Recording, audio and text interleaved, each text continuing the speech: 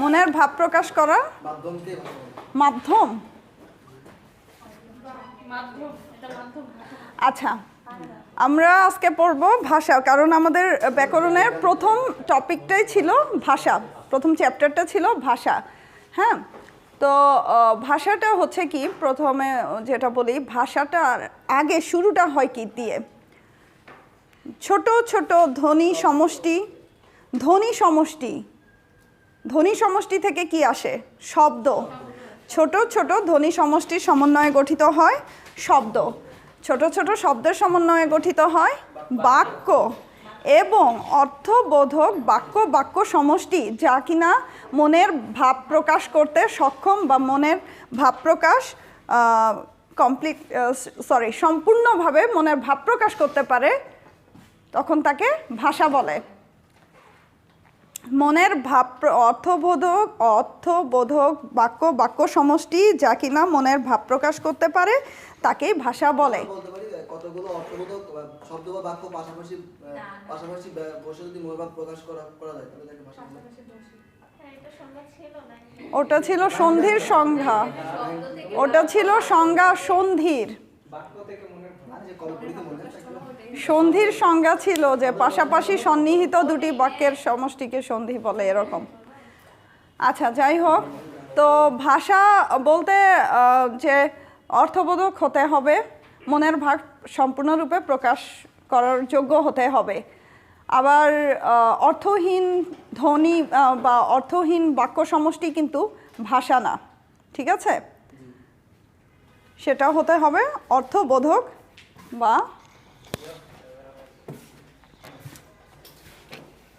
ওকে। আচ্ছা, এখন বাংলা ভাষা, আমাদের ভাষাটা কি? বাংলা। তো বাংলা যেহেতু বাঙালির মাতৃভাষা, তাই আমাদেরকে বাংলায় কথা বলতে হয়। তো এখন বাংলা এই বাংলা ভাষা বাংলাদেশ ছাড়াও আর কোথায় কোথায় আছে প্রচলিত?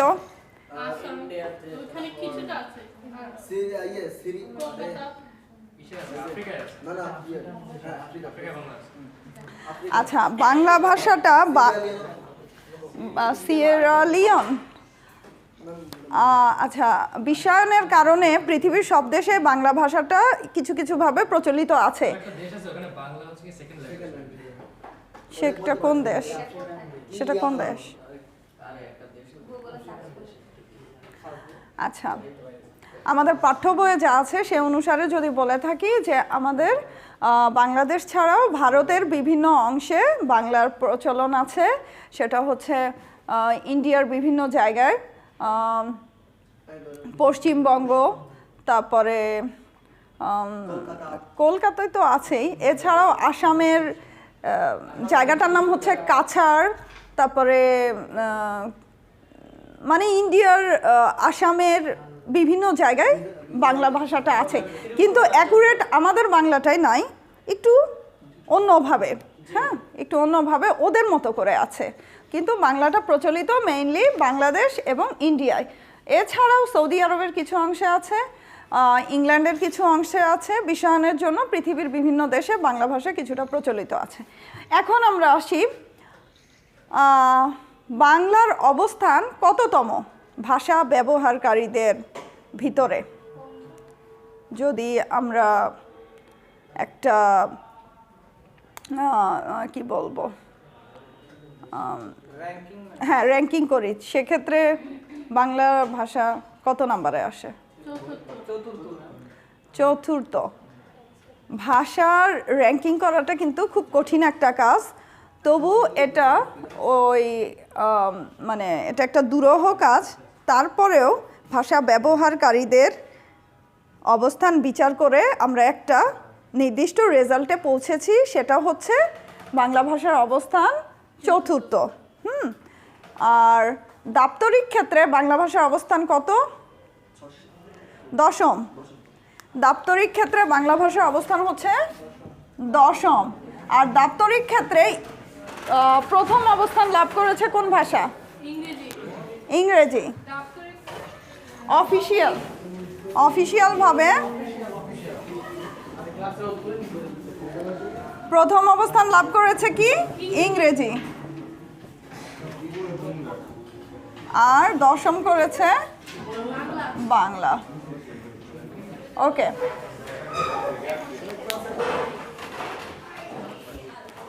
আচ্ছা এখন মৌখিক ভাষা হিসাবে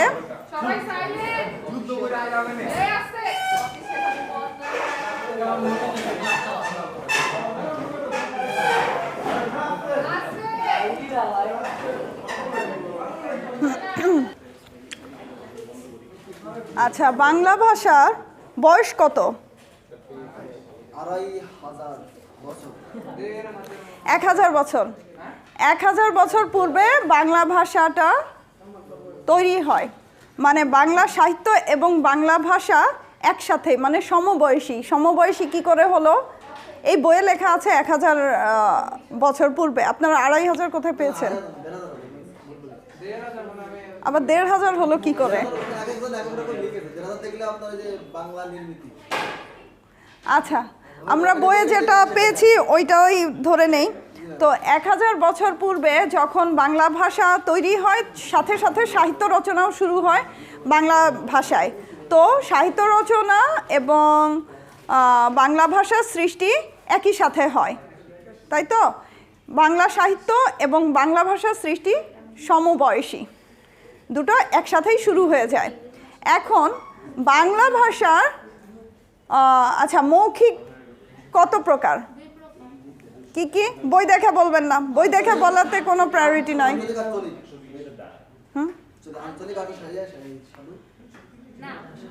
মৌখিক ভাষা কত প্রকার?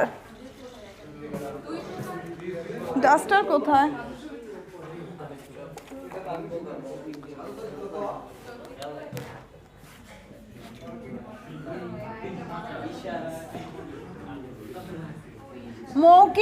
মৌখিক ভাষা কয় প্রকার?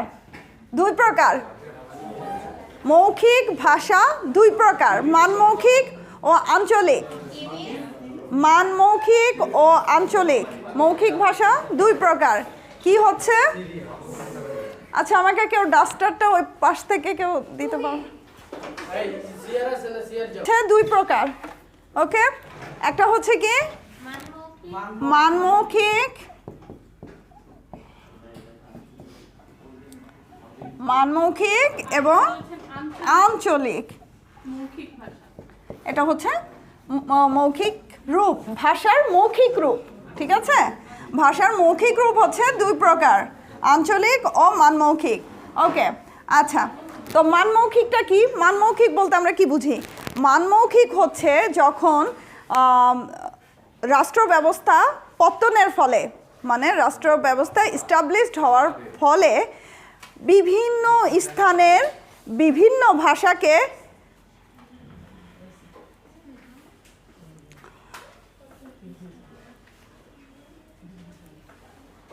এই যে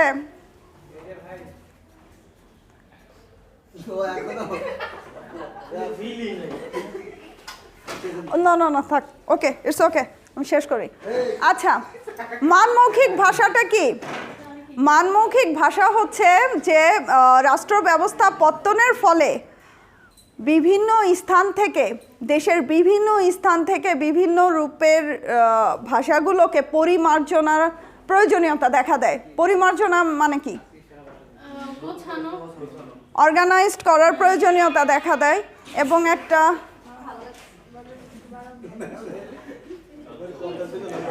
মানে পরিমার্জিত করার প্রয়োজনীয়তা, মানে ভাষার বিভিন্ন স্থানের ভাষাগুলো বিভিন্ন রকম ছিল, তখন সেগুলো থেকে আমরা কি করি? রেকটিফাই করি, বিশুদ্ধ একটা ভাষার তৈরি করার চিন্তা করি, যে একটা বিশুদ্ধ পরিশুদ্ধ পরিমার্জিত একটা ভাষা আমাদের দরকার আছে, যেটা আমরা সুন্দরভাবে সবখানে মানে এক্সপ্রেস করতে পারবো, যেটা প্রেজেন্টেবল হবে, সেইটা হচ্ছে মানমৌখিক ভাষা। তো সেটাকেই বলে মানমৌখিক ভাষা।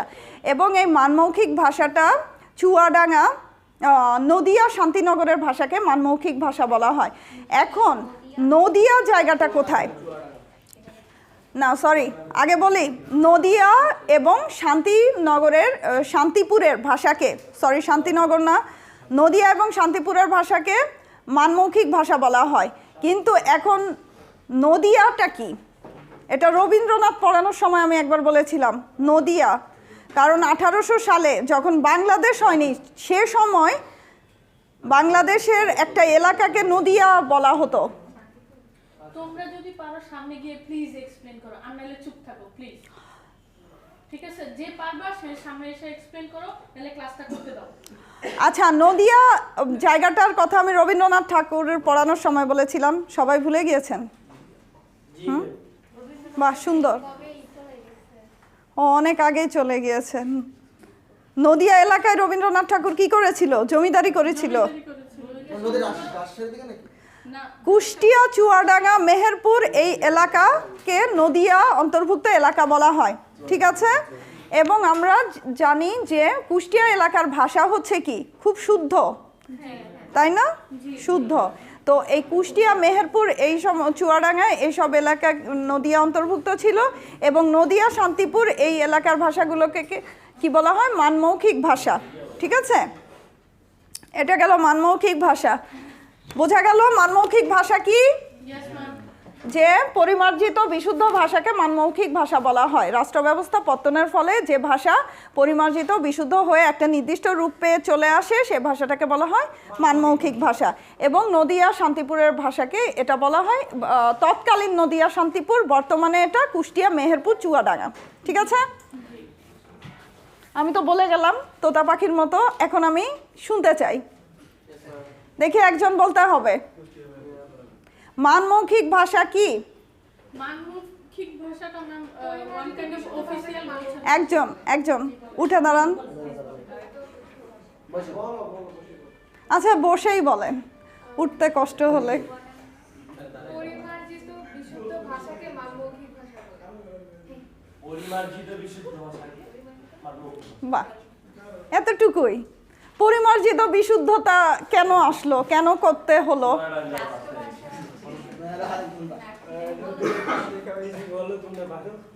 ওকে, কিছুক্ষণ আগে আমি তোতা পাখির মতো বলে গেলাম।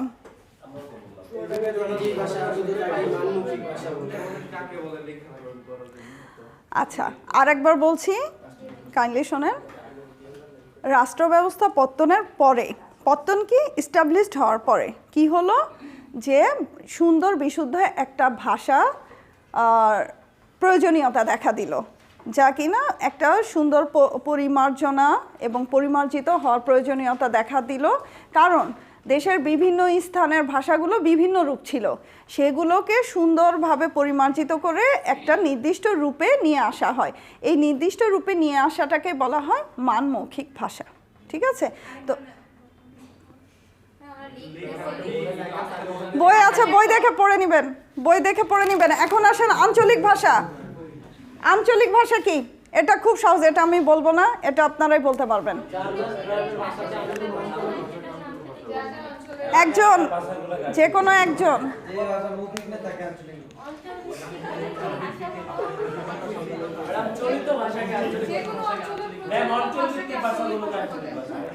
অঞ্চল ভিত্তিক ভাষাকে আঞ্চলিক ভাষা বলা।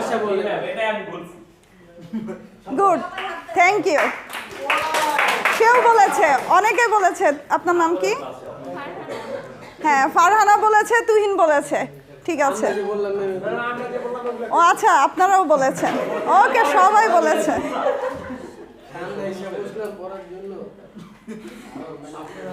ওকে, থ্যাংক ইউ। আচ্ছা, এরপর আসে অঞ্চল ভিত্তিক ভাষা। ও আচ্ছা, এটা গেল কি? ভাষার মৌখিক রূপ, তাই না? এটা গেল ভাষার মৌখিক রূপ। এখন লৈখিক রূপে ভাষা কয় প্রকার? মূলত ভাষা দুই প্রকার, মৌখিক এবং লৈখিক।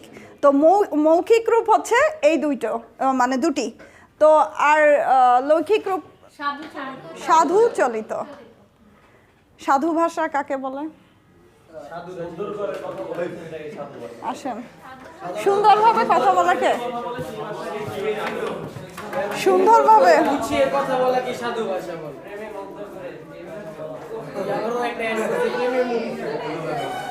সাধারণত যে সমস্ত ভাষা বই, সাহিত্য অথবা উপন্যাসে লেখা হয়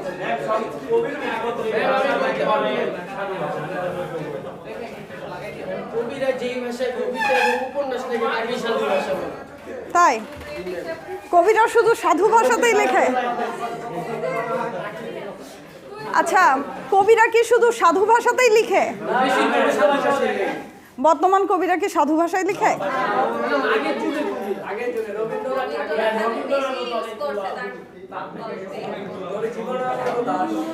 আচ্ছা, রবীন্দ্রনাথ সবাই সাইলেন্ট। ওকে, সাধু ভাষাটা কি? সাধু ভাষাটা হচ্ছে যে ভাষায় তৎসম শব্দ বহুল হয়। এখন আবার তৎসম শব্দ কি? সেই জন্য ম্যাডাম আমি যেটা বলছি কবিরা যেভাবে লেখে না, তৎসম শব্দ বহুল হবে। তৎসম শব্দ হচ্ছে সংস্কৃত শব্দ। সংস্কৃত শব্দ আবার কোত্থেকে আসলো? মানে সংস্কৃত শব্দ কাকে বলে? বাংলা ভাষায় যে সমস্ত সংস্কৃত থেকে যে সমস্ত শব্দ অপরিবর্তিতভাবে বাংলা ভাষায় এসেছে, যে সংস্কৃত থেকে যে শব্দগুলো অপরিবর্তিতভাবে বাংলা ভাষায় এসেছে তাকে বলা হয় সংস্কৃত বা তৎসম শব্দ। এখন এটা কিন্তু আমি প্রথম থেকে বলেই এসেছি আপনাদেরকে যে সংস্কৃত তৎসম শব্দ কাকে বলে। এখন যদি বলি যে সংস্কৃত তৎসম শব্দের উদাহরণ কি? নাই। সংস্কৃত শব্দের এক্সাম্পল সংস্কৃত বা তৎসম শব্দ। সংস্কৃত বা তৎসম শব্দ হচ্ছে জল, বায়ু, স্ত্রী।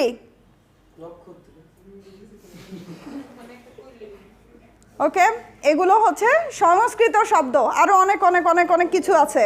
যাই হোক, তো সাধু ভাষা হচ্ছে যে ভাষায় তৎসম শব্দবহুল হবে এবং ক্রিয়াপদের প্রয়োগটা কি লম্বা হবে, দীর্ঘায়িত হবে। ক্রিয়াপদ অপেক্ষাকৃত দীর্ঘায়িত হবে, সেটাই হচ্ছে সর্বনাম এবং ক্রিয়াপদ। আচ্ছা, সাধু ভাষার বৈশিষ্ট্যগুলো কি কি? Carefully listen to me. সাধু ভাষার বৈশিষ্ট্য হচ্ছে 1, তৎসম শব্দ বহুল হবে।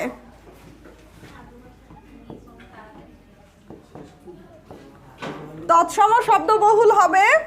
2 হচ্ছে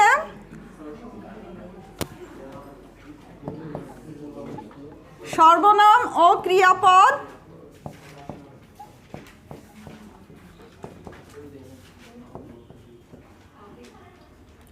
অপেক্ষাকৃত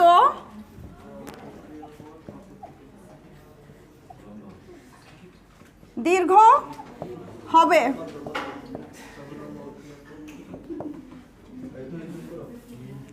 ঠিক আছে? আর কি আছে? আর কি বৈশিষ্ট্য আছে?